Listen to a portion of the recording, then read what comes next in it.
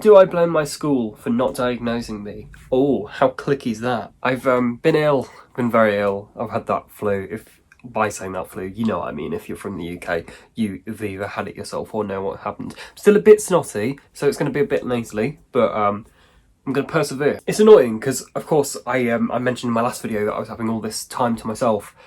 Yeah, I was having time to myself. Time in bed, unable to do anything. I actually filmed a video like 2 weeks ago to edit, but I started editing it, but I'm going to refilm it. It was the FAQ video, so if anybody wanted to submit a Q&A to go into the FAQs, please leave it on this video. There are a couple on the community post, but just in case there's anything else that you want me to speak about in great detail, please leave it below and I'll film it when I refilm that video. Cool. Over the last couple of days, I've been tidying, hence why we're back over here. Look, take a moment to appreciate the fact that, like, I've sorted out all my Lego. The Harry Potter collection is massive nowadays, isn't it? This is only after 2 waves. I don't know what I'm going to do, like, in 6 months' time when the new sets come out. But in my tidying, I found something.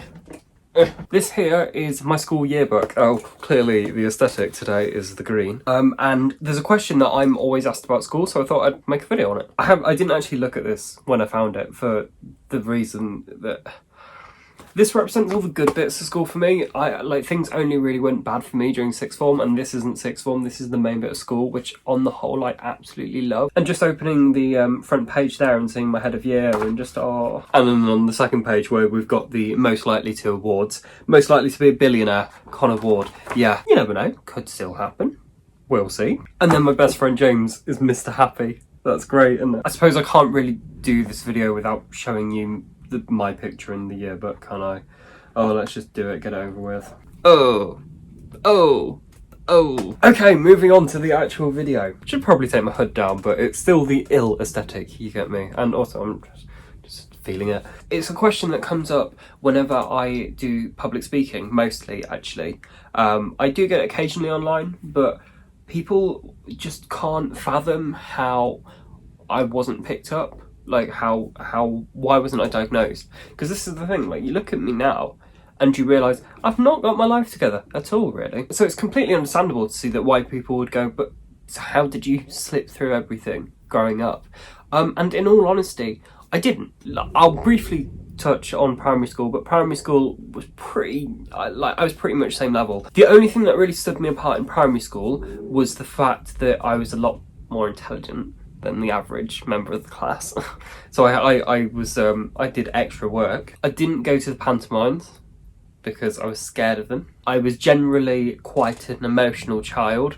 I'd react really emotionally to a lot of situations, get really overwhelmed by stuff. It's very obvious to work out now. It was often the most peculiar situations, but it was just oh, that's a Connor thing. But then we look at secondary school, and that's when hormones and stuff like that come into it, and there's a lot more emotional development, and that's where the split off came. However, for me, school as a whole, like secondary school, I was in love with the fact that it was just one big massive routine, and I think that's just exactly what my brain needed. You know, it was a 5-hour working day as such.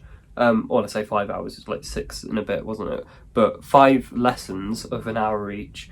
I'd always know what was happening. I was the one who, believe it or not, knew every single person's timetables. And by every single person, I probably did know every single person's, and there were like 227 people in my year, so. But that's because it was a massive system. I absolutely loved that. I thrive in routine, which is strange that obviously now I've ended up in not routine. Maybe that's something to do with why I can be a bit all over the place. But that routine was what I needed in that stage of my life. And that allowed me to achieve the greatest I could achieve. In schools, what's picked up on generally, the biggest red flags are when you're not doing well in your studies. I'm smart ass. It was A's, A stars and everything, just because, yeah. Things I did struggle with, however, like I think I mentioned this in the atypical video, but I was devastated the first time I got a C. One thing that was a consistent struggle to me was actually getting homework in on time, which is really strange because, of course, well, the kind of perception of me was that I was goody-goody, but homework was always late. But I think I ended up with a lot of allowances in secondary school just because I didn't have the best home situation at the time. So, you know, my mum was always writing me notes to say this, blah, blah, blah, blah. And in reality, you know, a lot of why I was having to delay stuff and not able to complete stuff on time was because I was getting overwhelmed by whatever the situation was.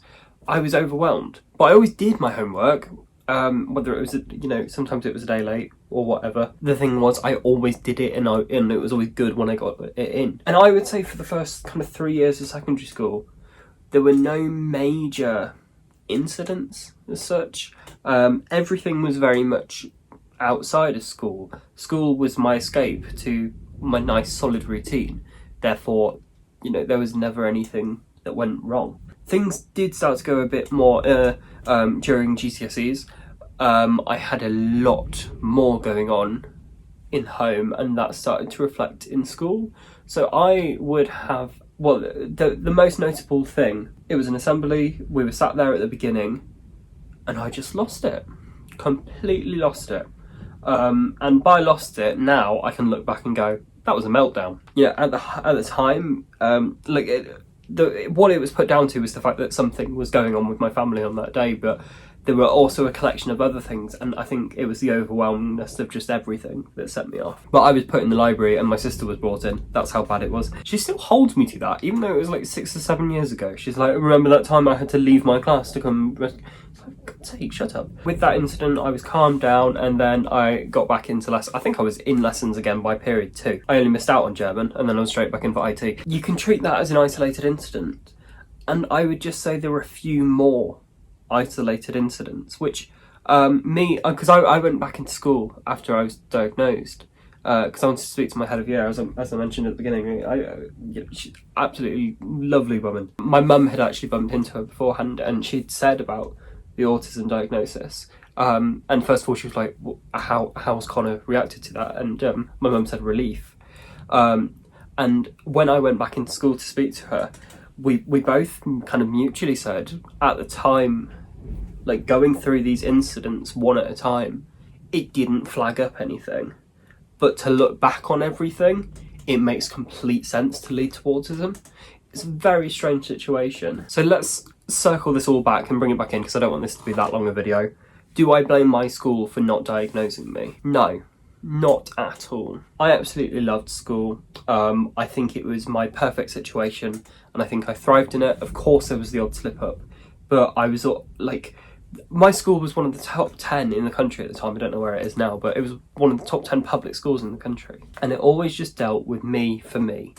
And I couldn't be more grateful for that. Yes, fair enough, there were probably the odd stressful situation that could have been avoided, but on the whole, I just got to be Connor, and that's all that mattered. I do want to do something with my school one day.